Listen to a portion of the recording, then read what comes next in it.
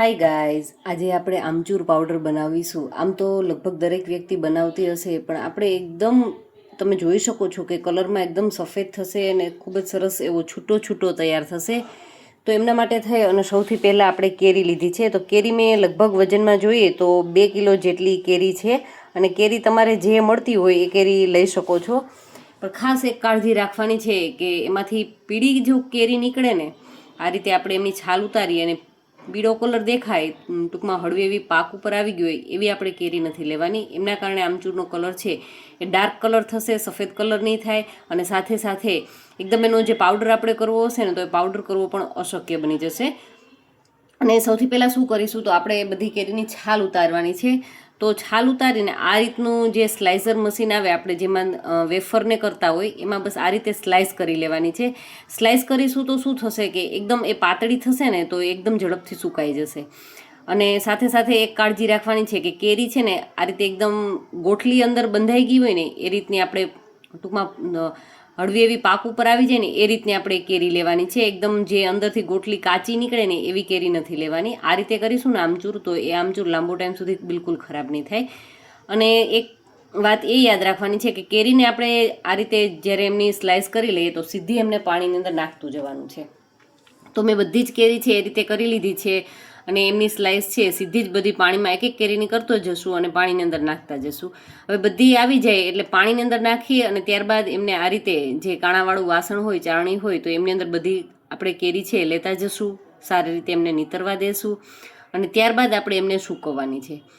અને જો પાણીમાં નાખવાનું કારણ શું છે, એમના કારણે છે ને કેરીને જે આમચૂર તૈયાર થશે ને એકદમ સફેદ કલરનું થશે.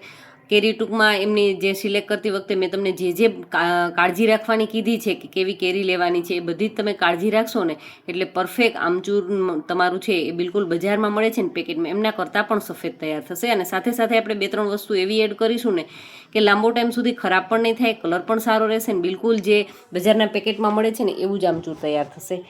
ને હવે આપણે શું કરીશું તો કેરીને આ રીતે કોટનના કપડામાં અથવા તો પ્લાસ્ટિકની અંદર, પણ કોટનના કપડામાં કરીશું ને તો એમાં એક્સ્ટ્રા પાણી જે કંઈ હશે ને એ બધું શોષાઈ જશે. તો શક્ય હોય તો આ રીતે કોટનનું કપડું લેશું ને એકદમ એક એક આપણે એમને છૂટી કરી અને ખાસ કે એમને તડકાની અંદર સીધી સૂકવવાની છે. અને લગભગ 4 દિવસ સુકાતા સમય લાગે છે. અને સુકાઈ ગયા બાદ આ રીતની ક્રન્ચી થવી જરૂરી છે. જો એકદમ આપણે એમને હાથથી આ રીતે પ્રેસ કરીએ તો તમે એમનો અવાજ સાંભળ્યો અને જોયું કે એકદમ ભૂકો સરસ થઈ જાય છે. બસ એ રીતનું થઈ જાય ને ત્યારબાદ જ આપણે એમનો પાવડર કરવાનો છે. એટલે મને લગભગ 4 દિવસનો સમય લાગ્યો. અને ત્યારબાદ હવે આપણે મિક્સી જાર લેશું. મિક્સી જારની અંદર જેટલું આવે એટલું આપણે એમની અંદર સ્લાઇસ છે એમ લઈ લેવાની છે કેરીની. અને ત્યારબાદ મેં તમને કીધું તો એ મુજબ કે 2-3 વસ્તુ આપણે એમની અંદર નાખીશું. તો એમની અંદર આપણે એકદમ ફાઇન પાવડર કરવા માટે થઈ અને 1 ચમચી ખાંડ લેવાની છે.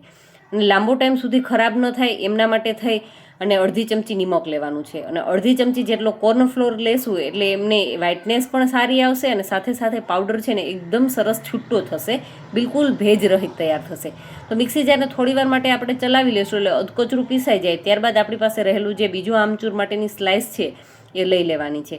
અને એ રીતે થોડું થોડું કરતા જશું. બધી સ્લાઇસનો છેલ્લે એકી સાથે બધાનો ભૂકો છે, પાવડર છે એ થઈ જાય એ રીતે આપણે બધું થોડું થોડું વચ્ચે વચ્ચે નાખતા જશું. અને બસ આ રીતનું એકદમ ફાઇન પાવડર. અને તમે જુઓ કલર એકદમ સરસ સફેદ થયો છે ને સાથે સાથે એકદમ સરસ પાવડર છે ને એ છૂટો થશે. અને એક સરખો પાવડરને કરવા માટે થઈ અને આપણે એમને ચાળી લેશું.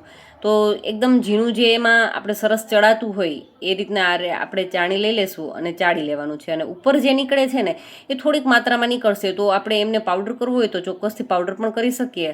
નહીંતર શું કરવાનું કે ચટણી બનાવીએ તો મારે એમની ચટણી બનાવી છે એટલે આ ઉપર નીકળતો જે પાર્ટ છે ને એ હું રાખી દઈશ અને એમની ચટણી છે ખજૂર આંબલીની ને જે આપણે આંબોળિયાની ચટણી કરીએ છીએ એમાં ઉપયોગમાં લઈ લઈશ. તો આપણે એમને ફેંકવાની પણ જરૂર નથી અને ઓછી માત્રામાં છે તો ભૂકો કરવાની પણ ઝંઝટ નહીં રહે. અને તમારે કોઈ પણ નમકીન બનાવવું હોય તો એમની અંદર આ રીતનો પાવડર છે એ તમે ઉપયોગમાં લઈ શકો છો. તો આપણે જે લીંબુના ફૂલને એની ખટાશવાળું આપણે ન ખાવું હોય તો આ એકદમ નેચરલ આમચૂર પાવડરનો ઉપયોગ છે એ ચોક્કસથી કરી શકાય છે. તો મિત્રો આજનો આ આમચૂરવાળો વિડીયો છે તમને કેવો લાગ્યો? વિડીયો તમને થોડો પણ સારો લાગ્યો હોય ને તો લાઇક કરી અને ખાસ તમારા ફ્રેન્ડ જોડે શેર કરજો. કારણ કે અત્યારે કેરીની ને આમચૂર બનાવવાની સિઝન છે તો એ લોકો પણ આ રીતે આમચૂર છે એકવાર ચોક્કસથી ટ્રાય કરી શકે. અને ખરેખર આ લાંબો ટાઈમ સુધી બિલકુલ જ ખરાબ નહીં થાય. એરટાઇટ બરણીની અંદર ભરી લેશું આપણે અને લાંબો ટાઈમ સુધી આખું વર્ષ માટે સ્ટોર કરીએ. અને જો તમારે ચટણીમાં ઉપયોગમાં લેવું હોય તો ઇન્સ્ટન્ટ ચટણીમાં પણ આ એકદમ ઝડપથી થઈ જશે. અને જો તમારે એમને આખા આંબોડિયા રાખવા હોય ને તો ચોક્કસથી તમે આપણે જે સ્લાઇસ સૂકવીને રાખી હતી એ બતાવી હતી એ સ્લાઇસનો પણ તમે એરટાઇટ બરણીની અંદર ભરી લો તો આખું વર્ષ એ પણ ખૂબ જ સારું રહે છે. અને ખજૂરની આંબોડિયાની સાથેની ચટણી છે એકદમ ઝડપથી એ પણ કુકરની અંદર તૈયાર કરી શકાય. જો તમારે એમનો વિડીયો જોવો હોય ને તો મને ચોક્કસથી કમેન્ટ કરજો, હું તમારી સાથે એ પણ શેર કરીશ કે આંબોડિયાની સાથે કઈ રીતે ચટણી છે ઇન્સ્ટન્ટ બનાવી શકાય. તો આજનો વિડીયો સારો લાગ્યો હોય તો મેં તમને કીધું એ મુજબ, અને ખાસ કે ચેનલને હજુ સુધી સબસ્ક્રાઇબ કરવાની બાકી હોય તો ચેનલને ચોક્કસથી સબસ્ક્રાઇબ કરી લેજો. Thank you for watching this videos.